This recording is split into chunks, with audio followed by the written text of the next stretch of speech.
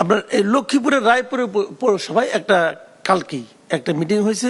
বিএনপির এক নেতা সেখানে বলতেছে যে আমাকে ভোট দাও, তাহলে তোমরা মামলাও খাইতে না, হামলাও খাইতে না, এক ভাই হিসেবে ভোট চাইলাম বলতেছে। আচ্ছা, বিএনপির লোক কেন বলে যে আমাদের ভোট দিলে মামলাও খাইতে না, হামলাও খাইতে না? অর্থটা কি? অর্থটা হলো যে 24 অগাস্টের পরে ইনারাই মামলাও করেছেন, হামলাও করেছেন। এখন নতুন করে বলতেছেন যদি আমাদেরকে ভোট দাও আগামীতে আর খাইতে না, আর যদি না দাও আগামীতে খাইবা। হিসাব তো ভাই ক্লিয়ার। এইটার মধ্যে একদিকে মানে আপনার প্রশ্রয় দেওয়া, আরেকদিকে হুমকি দেওয়া, তো এইগুলি কোনোটাই ঠিক না। আমি খালি বিএনপি কথা বল, আওয়ামী লীগের কথা, আপনার জামাতের কথা বলছি না। সবাই যার যার মতো করে বলে। এখন জামাতের কাছে বেহেশতের টিকিট আছে, সে দিতেছে। বিএনপির কাছে মামলা হামলার টিকিট আছে, সেইটার ভয় দেখাইতেছে। এটা চলছে রে ভাই।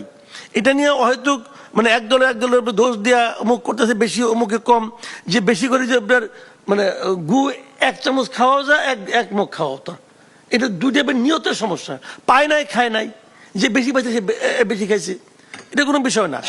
সবচেয়ে বড় বিষয়টা হলো কি, যে আপনার মানে আমার কথা হলো যে সাধারণ মানুষের মধ্যে আপনি আপনাদেরকে কিভাবে পরিচয় করাতেছেন। এই যে কথাবার্তা বলতেছেন, মানুষ কি বোঝে না? আজকাল ভাই যোগাযোগ মাধ্যম, মোবাইল ফোন, ওই 20 টাকার এমবি কিনা সবাই সবকিছু দেখে। মানুষ খুব ভালো বুঝে, মানুষের বোকা মনে করেন না। যারা মানুষের বোকা মনে করে না, তারা শেষ পর্যন্ত ইলেকশনের দিন বোকা হয়ে যাবেন। এটা হলো মূল কথা।